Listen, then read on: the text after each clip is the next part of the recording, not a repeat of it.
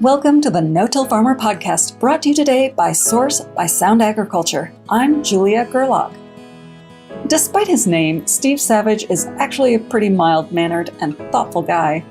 With a PhD in plant pathology and years of industry experience working for companies big and small, including DuPont and Mycogen, Steve has had a front-row seat to several technological advancements in agriculture.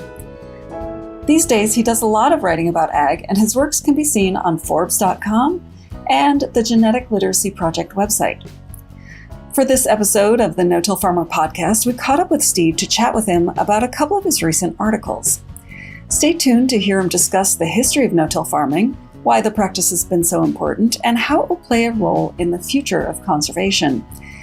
He'll also share why he says using the term synthetic nitrogen is misleading, the inconvenient truth about the greenhouse gases associated with making compost, how small-scale, local Haber-Bosch nitrogen production could help reduce the reliance on foreign inputs, and more. All right, well, I'm joined here today by Steve Savage, and he's got a very interesting and extensive background in ag, having gotten a PhD in plant pathology and then going to work in academia, as well as several companies, both large and small, in the ag sector. So Steve, I'd like you to tell me a little bit more. You've been a regular contributor to Forbes and the Genetic Literacy Project, and you've even hosted your own podcast. So tell us how you got interested in ag, and just give us more a little more of a glimpse into your background and your professional career. Yeah.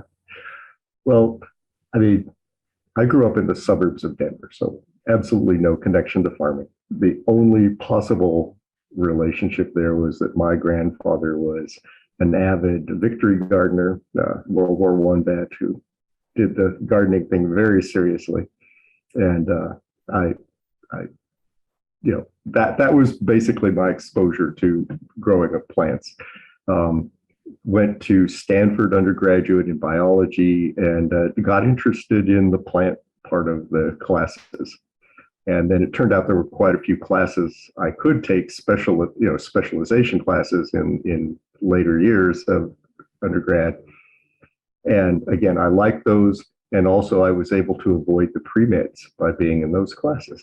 So, and one of those was a course that was taught over in the Carnegie Institute of Plant Sciences, which is kind of on campus, and nobody knows about it for the most part, but it was some real state-of-the-art, but very, very basic research in plant sciences. And took a molecular biology course there with it was taught, team taught by all sorts of people, including some of the very earliest pioneers of genetic engineering, not for plants, but for, in general, Cohen and Boyer. The people from the very beginning of genetic engineering. I probably should have gone into that field, into the medical side of that, but I had done a paper for one of my classes that involved, I looked into the history of the southern corn leaf blight epidemic of 1970, and it was just this fascinating thing to me that, there's diseases of plants, and it has to do with the genetics and the weather. And without that much information, I decided I wanted to go to graduate school in plant pathology. And the Carnegie directors didn't know really much about ag schools and said, well, you could go to UC Davis. And since I was about to marry a California girl, I thought, I should stay in state. So I went to Davis, ended up in the lab that worked on diseases of grapes. So that was my exposure. But I was lucky in that my professor did a lot of outdoor field type of work in cooperative experiments in vineyards. And so I was actually out there meeting farmers and being in agriculture, even if it is in kind of a rarefied atmosphere of agriculture. And so that was super interesting. But when I finished my degree, there were no jobs. It was 1982, is the recession. Universities weren't hiring anybody. It's the only job I found on a bulletin board, because we use bulletin boards, was with Colorado State University in far western Colorado, an experiment station out there. And it was pretty much an extension job, although in technically I was a horticulture faculty, and working with the tree food industry. Again, really great experience in terms of interacting with growers, and also got involved in a very young wine grape industry that was getting going there. And my experience with grapes helped. And there was an experiment that had been started before with 35 varieties of grapes being grown in a randomized complete block trial there on the station. And so I did wine quality assessments, fruit quality assessments, published that, and got involved in starting the Colorado Wine Grape Growers Association. So that's really the only sort of accomplishment I can speak to from my time at Colorado State, because after a couple of years, a job offer came up to go work for DuPont back in Delaware and get involved in a fungicide discovery group. And so we were there screening new chemicals to try to find a fungicide. And once again, well, while I was at Davis, a lot of the people I knew and labs I worked in, or equipment that I needed for something, I was around all the people who were in the very, very early stages of plant genetic engineering, people who ended up going to Calgene and Plant Genetics, the first biotech crop companies. I call myself an accidental tourist of biotech, because I was watching all that going on. It's very primitive days. Now you can sequence the DNA of a whole organism in very little time. When I was back there, at Davis, they were trying to sequence cauliflower mosaic virus, one virus, and it took a year. And they had to do it with radioactive labeled P35 and exposing it to X-ray film. But that's where they identified the cauliflower mosaic virus promoter, which is probably the most widely used promoter in genetically engineered plants. So anyway, at DuPont, I was associated, they had a biotech group. They were specifically trying to work on output traits. They didn't want to work on herbicide tolerance, disease resistance, those kind of things. So again, a tourist of that. So output traits means yield? Yeah, yield. The people who are looking into things like high lysine corn, again, this was all in the days before there was any commercial, because that didn't kick in until 96, right? Right. So again, early days. Then I think in 1989, I get this headhunter call, and there's a startup biocontrol company in San Diego. And so that wasn't really a tough choice. It was like Delaware, San Diego. Yeah, I think I might want to go to San Diego. Mm-hmm.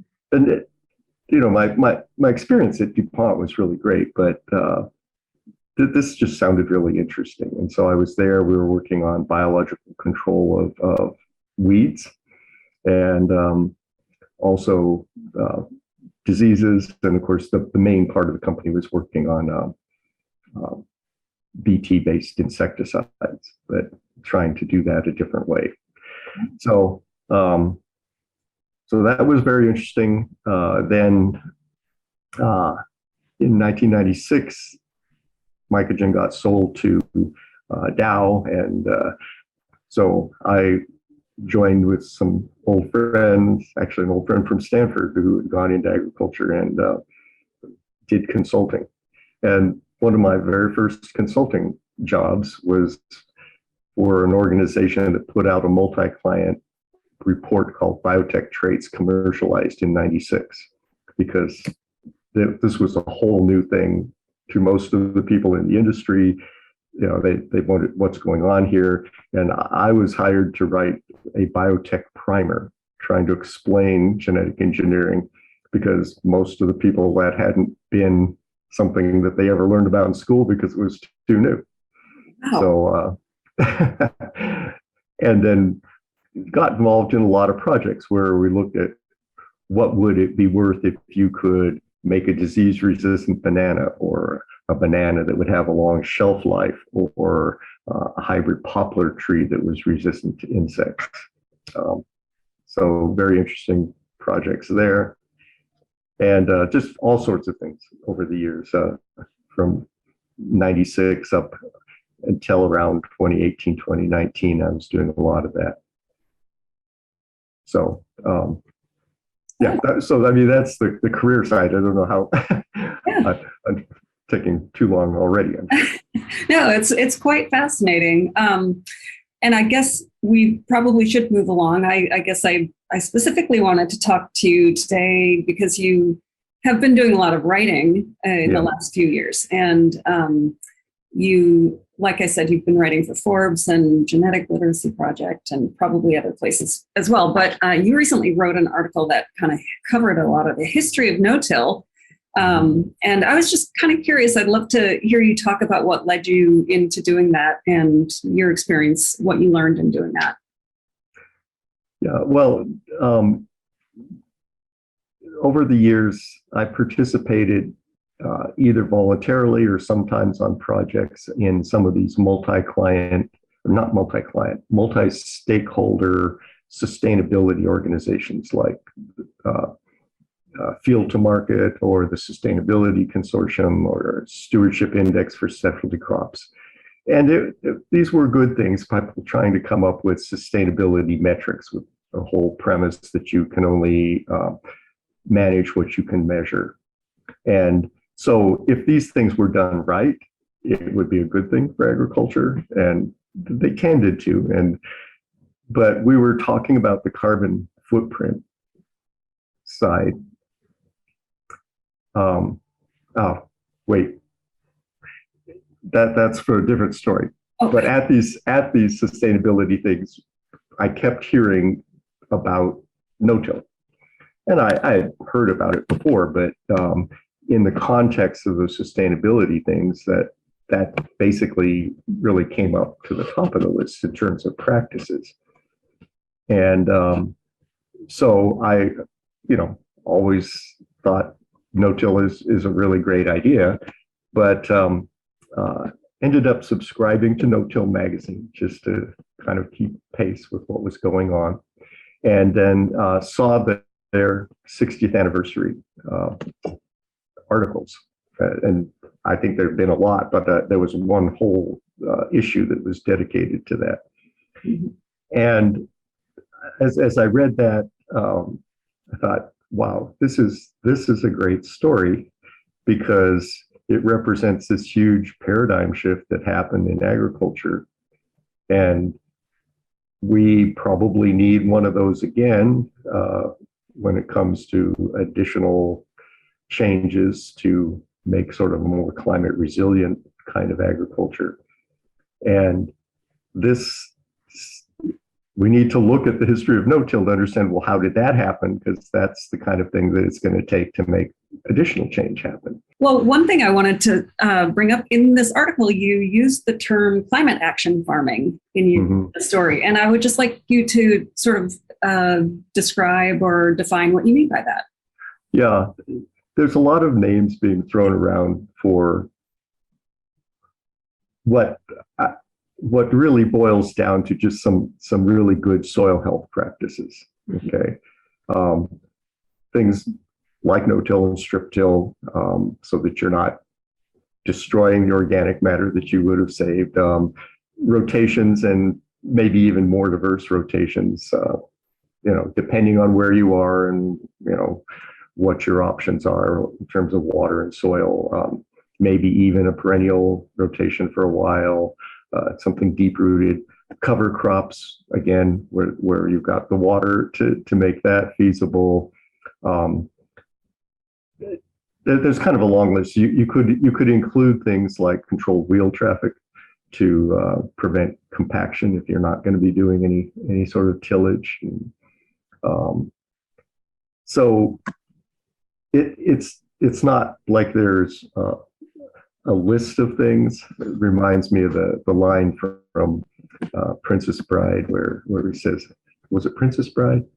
No, Pirates of the Caribbean, where he says, well, it's not so much rules as guidelines. There you go. So, you kind of have that mix of farming practices that could be customized for any given place to get to the point where you built up your soil organic matter substantially. You've got good aeration, and basically you have land that can capture rain, even excessive amounts of rain, and hold on to it. Just be better able to withstand some of the kind of climate variation that is inevitably going to be happening down the road. Yeah. And actually, I had a follow-up article published yesterday talking about how, particularly in the future, land that has been improved that way is going to become particularly valuable. Mm-hmm. And all of a sudden, all those absentee landlords, non-farming landlords, are going to have to pay attention, because you've got to continue to farm it that way to maintain that value. And a fair amount of that is on rented land. And right. It would be better. It would be good if more of it happened on rented land. Yes. But that might require some changes in lease arrangements. Honestly, I think if a farmer takes a piece of somebody's land, turns it into that kind of resilient soil, and that land value goes up, the farmer ought to be able to participate in that upside in some way. We'll get back to the podcast in a moment, but I want to take time once again to thank our sponsor, Source by Sound Agriculture, for supporting today's episode. Today, nutrients cost more and can be hard to get when you need them. Thankfully, there's a better source of plant nutrition. It's your soil. Source from Sound Agriculture unlocks more of the nitrogen and phosphorus already in your fields, so you can add less while maintaining the yield you're counting on. It's such a solid backup plan, you'll find yourself wondering why Source wasn't the plan all along. Learn more about Source at www.sound.ag. And now back to the podcast. So then the article that we're talking about right now kind of ends by talking about regenerative ag and organic practices not really being up to snuff in terms of production. So I would like you to just talk about that a little bit. Yeah, I mean, sort of by history, I came from a point where I was very sympathetic to organic. My grandfather, I talked about, took Organic Gardening magazine back in the 1960s. Mm-hmm. And he taught me the importance of soil quality and building soil quality. And in his case, that was composting his lawn clippings and everything, and putting them into the soil. And when I first went to graduate school, one of my best friends, Aaron Davis, was one of the very early commercial organic growers that sold in the local farm or the grocery co-op sort of thing in Davis. And so, and again, the way he described organic was all about soil. And then once the long process that happened to figure out how to certify organic, because there were all these different definitions of it, and Congress finally said, USDA, you have to come up with the guidelines. That took forever. Took like 10 years to do that. And so what was around 2001 that the final organic standards were issued. And by that time, organic had shifted in my mind and in the mind of my friend from something that was really focused on that farming aspect to really something that was very marketing focused. And unfortunately, marketing in ways that are very misleading. So, like Big Organic pays for the Dirty Dozen list to come out every year and things like that.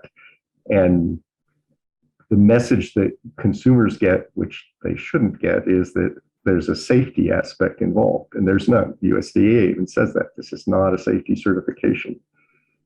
And the rules aren't driven by science. So that's where I sort of became anti-organic, not anti-organic farmer, but sort of anti-brand. Well, unfortunately, I see an alignment going on and intentionally between organic and the term regenerative. They've come up with their own certification. And so I think we're on the same track because that's not within the USDA certification yet. But we're on that same track that they were on. And so that to me compromises that term regenerative because it's also ill-defined. There's all these completely different definitions, but a lot of them, including theirs, they have exclusions for technology. They'll say no GMO. They're anti-pesticide, and to me, you don't want a system that takes away useful tools from farmers, particularly if there's no scientific rationale for doing that. And one of the things that is extremely difficult to do within the organic rules and within a limited definition of regenerative is true no-till or strip-till. You don't have herbicides, which are a key part of it, although it's becoming necessary maybe to find some additional ways to control weeds. Weeds are tough.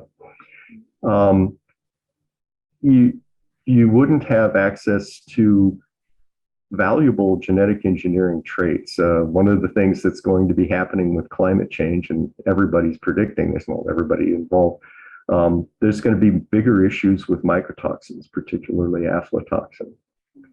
And there are multiple strategies for that, but some of the most interesting ones involve genetic engineering. And you wouldn't want to not do that.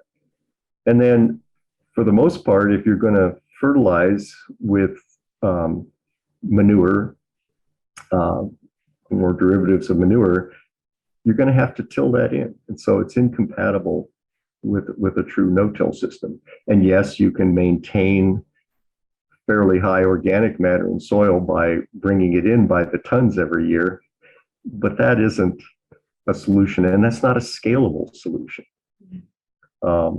There isn't enough manure to fertilize all the acres that we grow because cows don't make fertilizer. They just don't capture quite all of it that is in their feed. Mm-hmm. So anyway, that I would hate to see the sort of technology handicapped vision, which is what regenerative is starting to sound like. I would hate to see that sort of steal the PR and in terms of what is it that needs to change in farming as we go into a period of intense climate change. I see. Okay. Well, and I have a follow-up question, and you may have already answered it, but I'll ask it anyways, and then we'll see where it goes. But so a lot of farmers in what I think of as the regenerative ag movement are trying to reduce inputs like fertilizers, herbicides, and pesticides. And they're trying to rely more on the natural processes like biological nitrogen fixation, nurturing predator insect populations, increasing diversity in rotations, and foregoing seed treatments and traits. So why don't you just talk a little bit more about what you foresee as the ramifications of farming that way? Well, okay, many of the things that they're doing in that list are great. I mean, you should absolutely try to foster beneficials. The more of our nitrogen that can come from nitrogen fixing organisms, that's great. And that's expanding. You know, there are now some options even for corn. Pivot Bio, Syngenta's got something, but in those cases, we're talking 10 to 20% of their nitrogen needs, and that's great.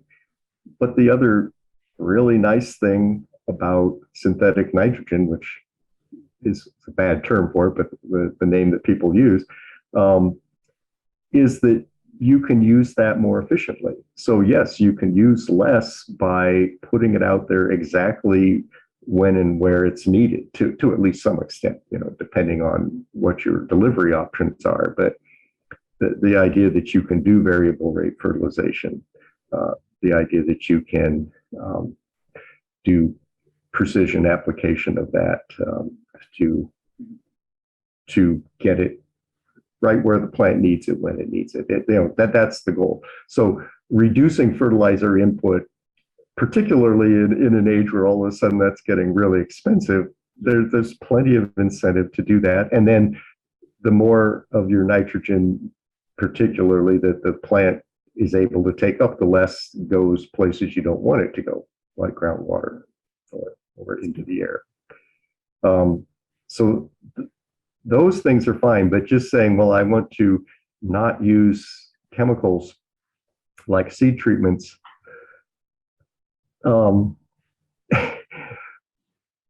My question would be why? Because if you're going to lose yield and become less efficient in your use of land and water and energy, why do that? Particularly like something like seed treatment, which is that extremely targeted delivery right to where it's needed. And frankly, it's important in a no-till system, because when you leave stubble in a field, you have left a great place for diseases and insects to overwinter. That's kind of one of the downsides of it. But you can deal with that problem with something like a seed treatment in a very selective way. You're only going to be affecting the pathogens and pests that actually go ahead and try to damage your crop. Yeah. Go ahead. I mean, and something like prairie strips to foster beneficials, that's a great idea, in places where that also makes sense. You had just mentioned the term synthetic nitrogen, and I have a question for you specifically about that, because, and this is a little bit of a pivot, because I wanted to just mention or bring up again the podcast that you used to do. It was called Pop Agriculture, and it was cute how you kind of combined popular culture into your ag topics, and you had sort of an Andy Warhol, treatment of your image and everything. It was very cool. And the podcast is still available, by the way, for anybody who wants to listen in. And I thought they were always really nice. They're short, 15 minutes, 20 minutes, something like that, but just really interesting topics, I think. But a couple of them went into some depth about nitrogen. And in one of them, you talked about the term synthetic nitrogen being misleading. So I'd love for you to talk about that. Yeah. Language is often not as precise as you would like, but when you hear about something that's a synthetic chemical, probably the most accurate definition of that would be something that is made by some human process, but to make something that wouldn't occur in nature, especially when people call it artificial, artificial fertilizer or synthetic fertilizer. It implies that you're making something that doesn't occur in nature. And that's not true in this case. The Haber-Bosch process, which is essentially why a human population ever was able to get above a billion or two, there's only so much bird guano to mine, and that's what they were getting down to. And by the early 20th century, and when they came up with the Haber-Bosch process that is able to take the 78% nitrogen in the air and turn some of it into ammonia as the original nitrogen form that has been derived from that Haber-Bosch process. Well, ammonia is definitely something that occurs in nature. We're not talking anything unusual. It's a very simple thing. And then that can get converted into urea, which is obviously a very natural product, and ammonium nitrate, UAN, all these other things that we actually use. And so those are naturally occurring forms of nitrogen. When you have organic nitrogen in the sense of proteins or nucleic acids that break down, well, they get turned into things like ammonia and nitrate. And the plant doesn't care whether it came out of a plant uh, a Haber-Bosch plant or whether it came from someplace else. Nitrogen is nitrogen to them in the forms that they can take it up. Mm-hmm. So, and then sort of this idea that, well, there's something more natural about the nitrogen that comes from something like an animal manure.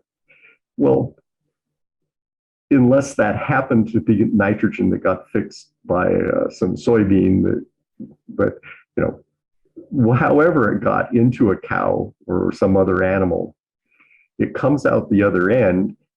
If that had been a Haber-Bosch nitrogen atom, it still was a Haber-Bosch nitrogen fixed atom when it comes out of the cow, but now it's sort of blessed and it's organic.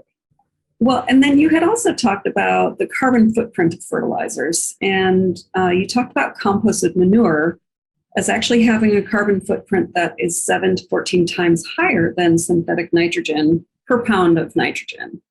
And that was very eye-opening for me. So I'd love to hear more about that. Yeah, it was eye-opening to me. I was involved, I think that was for sustainability. No, that was for field to market. And we were working on the greenhouse gas metric.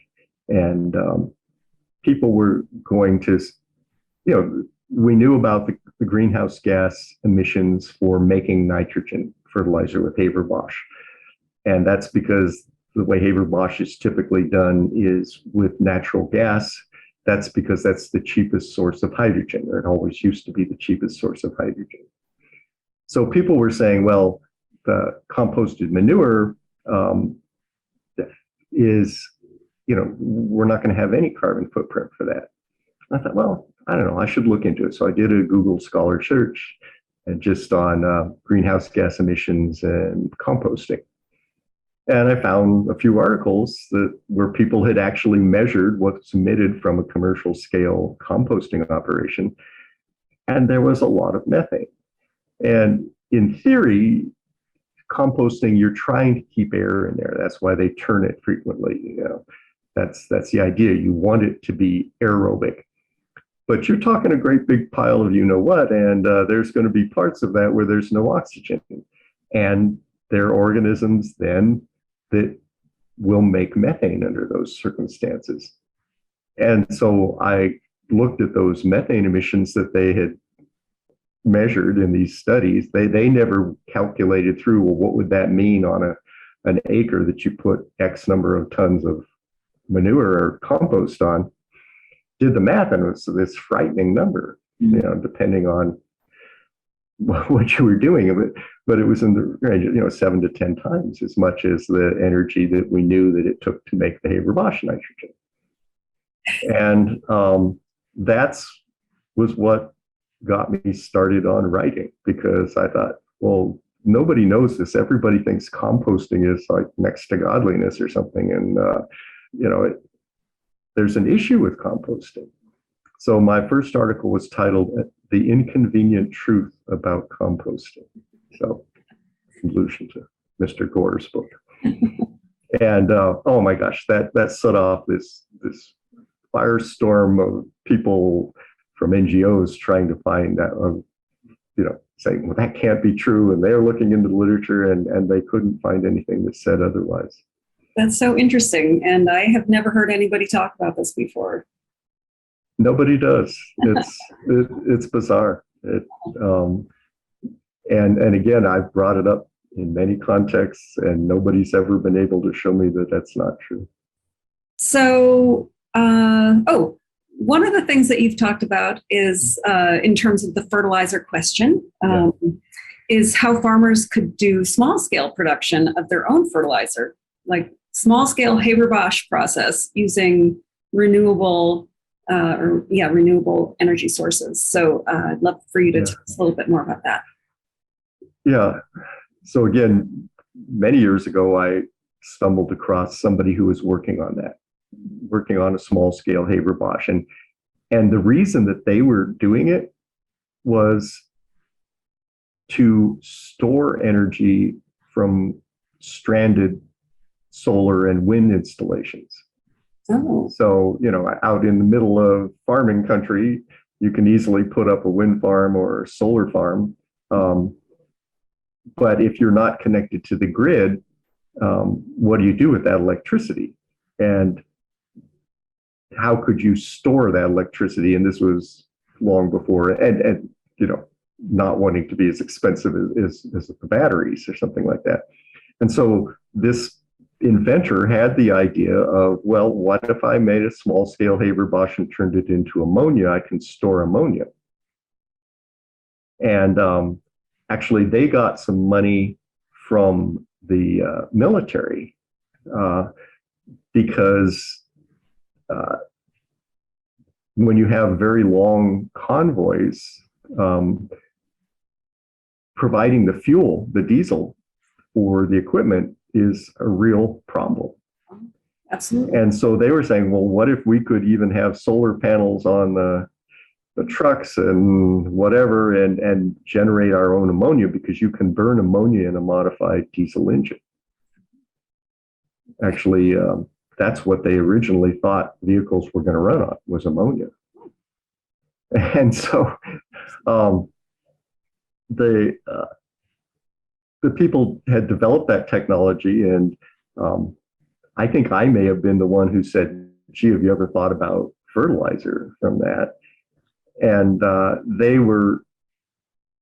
their goal was to have it in the size of a shipping container and be something that could be used on an individual farm. Well, that company didn't make it. It was too long, but there were several others along the way that looked into it in some universities. And until recently, there was a recent article that sort of did an assessment. How is it going on this small scale Haber-Bosch thing? And it's not at that maybe individual farm scale, but it would be tiny compared to a commercial fertilizer plant. It would be the kind of thing that you could easily imagine being set up at the local co-op or something like that. And so make your neighborhood fertilizer. But it was always chasing the cost of large scale, and we're always like 2x behind on cost. Well, all of a sudden 2x went away. And in the current climate, and we don't know how long that'll last. We hope it doesn't last for a long time. But I think the shock from the Ukraine crisis was such that people are thinking, you know what? It would be really good to not be dependent on that. Right. And in fact, it would be really great to connect these things up with our ethanol plants, because the CO2 that comes off the ethanol plant would be great to react with the ammonia from this little thing and turn it into urea. Because that's even easier to store and handle form than ammonia. Oh, that's interesting. And there are now several projects, and that is a thing. And I think it would be great just to insulate the farming community from the ups and downs of global markets, whether it's for natural gas or, and also just to be moving away from a fossil fuel source of our nitrogen fertilizer. I think that would be a great story. So. Well, Steve, this has been really, really interesting. I really appreciate your time. And definitely, I hope people check out your podcast and your writings on Forbes and the Genetic Literacy Project. Are there other places that they can find your work? Well, my long-term work, and I need to update it with reposting things. Like I can repost after 5 days from Forbes. That way people who don't have a subscription to Forbes can read it. There's a blog called Applied Mythology. Oh. Because when I was applying to graduate school in plant pathology, I told some of my friends at Stanford, and one of them thought that I said I was going into applied mythology. I like it. And I just love that concept. What the heck would that be? Right. So anyway. That's awesome. Okay. So appliedmythology.com. At blogspot.com or something like that. Okay. Good. I'm going to look that up. Very good. Well, thank you so much. This has been fantastic. Thank you. I've enjoyed it. Thanks to Steve Savage for sharing his thoughts on no-till and how it will be critical in the future of conservation. To listen to more podcasts about no-till topics and strategies, please visit no-tillfarmer.com/podcasts. Once again, we'd like to thank our sponsor, Source by Sound Agriculture, for helping to make this no-till podcast series possible. If you have any feedback on today's episode, please feel free to email me at jgerlach@lessitermedia.com or call me at 262-777-2404. If you haven't done so already, you can subscribe to this podcast on iTunes, Spotify, or Google Podcasts to get an alert as soon as future episodes are released. You can also keep up on the latest no-till farming news by registering online for our No-Till Insider daily and weekly email updates and Dryland No-Tiller e-newsletter. And be sure to follow us on Twitter at No-Till Farmer, with farmer spelled F-A-R-M-R, and our No-Till Farmer Facebook page. For our entire staff here at No-Till Farmer, I'm Julia Gerlach. Thanks for tuning in.